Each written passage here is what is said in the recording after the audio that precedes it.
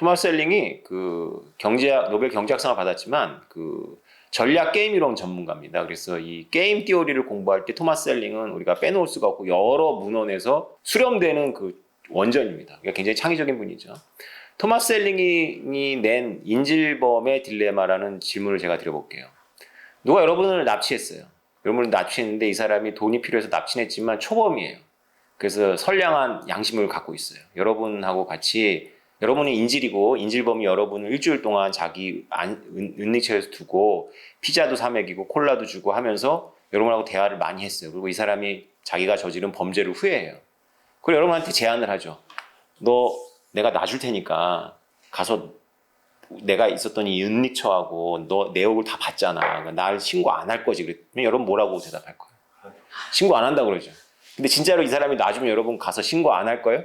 해야죠. 저런 나쁜 새끼. 그리고 여러분이 신고 안 하게끔 놔두질 않잖아요. 형사가. 그죠? 일주일 동안 사라졌었고 가족들을 애타게 했었는데 그거를 그 인질범이 알까요? 모를까요? 알아요. 놔줄까요? 안 놔줄까요? 안 놔줘요. 그럼 여러분 어떻게 될까요? 죽어요. 진짜 냉엄한 현실이죠? 살면서 이런 상황에 안 들어가기를 바랍니다. 저는. 그런데 만약에 이런 상황에 들어가서도 사셔야 되잖아요. 살아남으려면 어떻게 행동해야 될까요? 토마스 헬링이 여러분한테 묻습니다. 제가 절대로 신고 안 한다고 말하는 것을 혈서를 쓰면 그 인질범이 믿어줄까요? 이 혈서를 써도 안 믿어주는 것을 맹약의 어려움이라고 합니다. 내가 혈서를 쓰면서 이렇게 했는데도 내가 맹약했는데도 상대가 안 믿어줘. 나 같아도 안 믿을 것 같아. 인질인 여러분 스스로도 안 믿을 것 같잖아요. 그죠? 살아날 구멍이 있긴 있습니다. 어떻게 해야 믿게 하겠어요? 납치돼가지고 인질범한테 잡혔을 때 그 인질범 얼굴을 다 보고 여러분들이 모든 정보를 알잖아요. 그래서 인질범은 여러분을 놔줄 생각이 없습니다. 그것 때문에 여러분은 죽게 돼요. 오히려 초범이기 때문에 서툴러서 죽일 수도 있어요. 그때 여러분들이 이 위기 속에서 꼭 이 말을 기억해야 돼요. 인질범을 설득해야 돼요. 사실은 나도 사람을 죽였어요. 그거 안 믿어줄 것 같잖아요. 그죠? 그럼 이런 거 어때요? 난 내 남편 모르게 바람 폈어요. 이거는 상당히 설득력 있잖아요. 그죠? 그래서 여러분 일부러 바람 피라는 건 아니고요.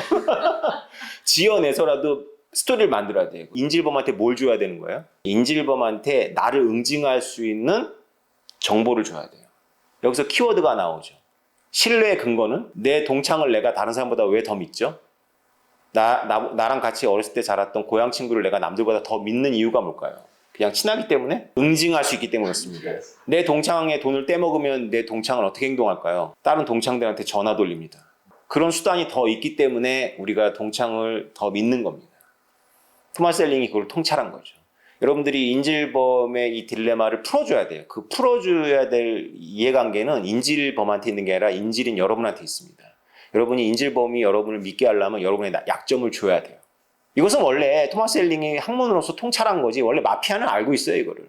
그래서 마피아는 알고 있어서 중요한 일을 맡기기 전에 어떤 일을 시키나요? 누굴 죽이게 한다든가 돌이킬 수 없는 강을 건너게 만든 다음에 자기네 이너서클에 넣어주겠죠. 자기를 배신해봐야 걔도 수렁으로 빠질 애들만 이너서클에 넣어주는 거는 범죄 조직이 쓰는 수법입니다. 여러분들만 몰랐던 거예요. 이것도. 신뢰의 근거는 믿음이 아니고 그건 동호 반복이고 신뢰의 근거는 응징입니다. 이게 왜 중요할까요? 비트코인은 뭐가 가능한 돈이라고 그랬죠? 프로그램이 가능한 돈이에요. 그럼 여러분들은 스마트 콘트랙이라는 아이디어가 단지 정부 관료나 중앙이 꼴배기 싫어서 만들어냈다고 생각하시죠?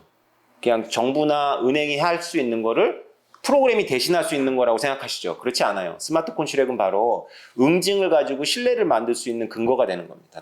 다시 말해서 토마스 헬링이 말한 이런 인질범의 딜레마 같은 문제를 해결하도록 만들어준 거예요.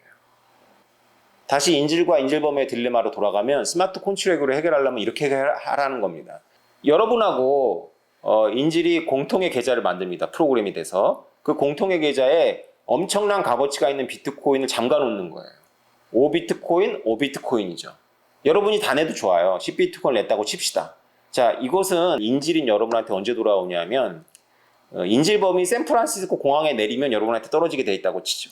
다시 말해서 인질범이 샌프란시스코 공항에 내리면 인질범은 안전을 찾고 여러분을 못 찾는 거죠. 10비트코인을 찾는 겁니다. 그럼 여러분한테 강력한 유인이 생기죠. 경찰한테 협조하지 않을, 경찰을 혼선을 빚어줘가지고 이 사람이 미국으로 출국할 때까지 시간을 벌어줄 강력한 유인이 생기죠. 그 유인이 뭐죠? 10비트코인이에요. 근데 만약에 여러분들이 이 인질범이 샌프란시스코 공항에 내리지 못하게 하면 어떻게 돼요? 10비트코인은 날아가는 겁니다. 여러분은 정의를 실현하고 평가 5억 원을 잃어버리는 거죠. 이쯤 되면 이제 인질범이 여러분을 믿을 이유가 있습니다. 왜냐하면 여러분을 놔줘도 얘는 돈에 미친놈이니까 분명히 내가 유유히 공항을 빠져나갈 때까지 시간을 벌어줄 거야. 이런 식의 계약으로 만들 수 있다는 거죠. 이것이 스마트 콘트랙의 근본 원리입니다. 그래서 저는 2014년도에 비트코인을 발견하고 굉장히 감동을 받았던 부분이 있어요. 그게 뭐냐면 저는 한때 시민단체에서도 일했기 때문에 기부금이 투명하게 쓰이는 게 굉장히 어렵다는 걸 잘 알고 있어요.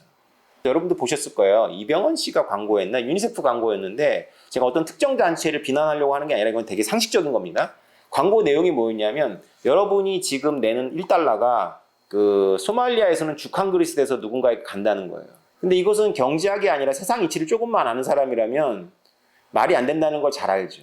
여러분이 내는 1달러가 어떻게 소말리아로 텔레포트 돼서 튀어나갑니까? 그 1달러를 소말리아까지 전달하는 동안 어떤 것들이 발생할까요? 수많은 비용이 발생합니다. 쉽게 말하면 조직이 작동해야 돼요. 그리고 조직이 그거를 전달하는 과정에서 그 1달러짜리 죽이 꼭 필요한 사람을 찾을까요? 아니면 그 안에서도 죽이 필요 없는 추장의 아들을 찾을까요?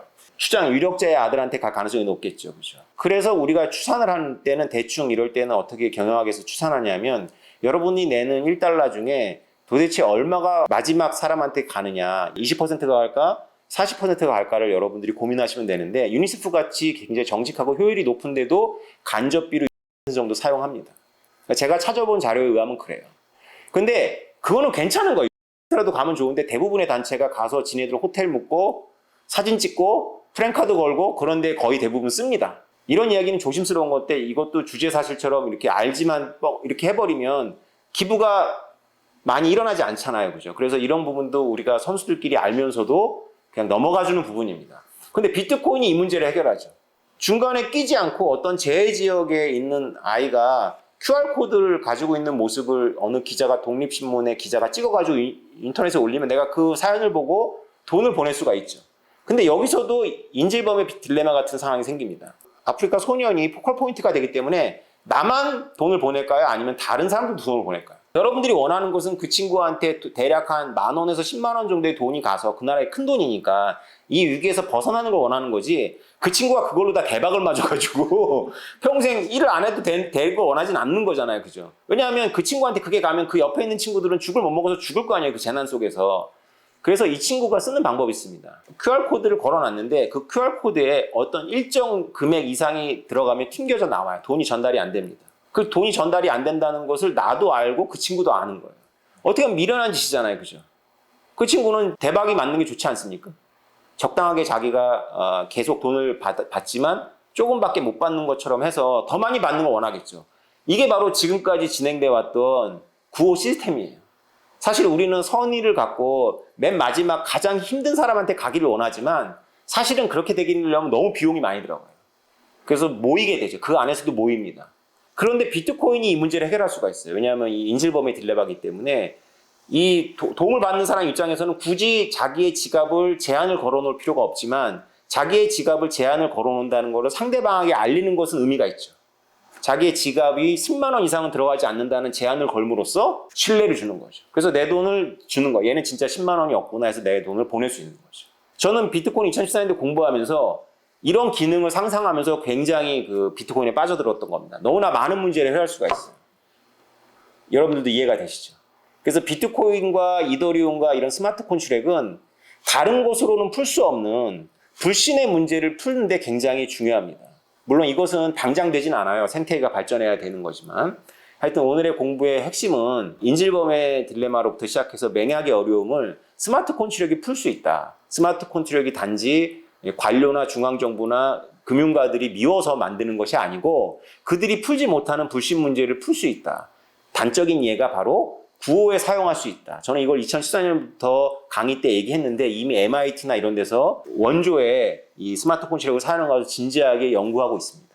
우리는 앞으로 원조를 달러나 원화로 보내지 않고 직접 그 지갑에, 그 필요한 사람의 지갑에, 그것도 한도가, 리미트가 딱 정해져 있는 지갑에 바로 쏠 수가 있고, 놀라운 것은 여러분들이 목돈을 보내더라도 그 친구는 한 달에 한 번씩만 찾아서 쓸 수 있도록 만들 수도 있다는 거죠. 훌륭합니다. 이상입니다.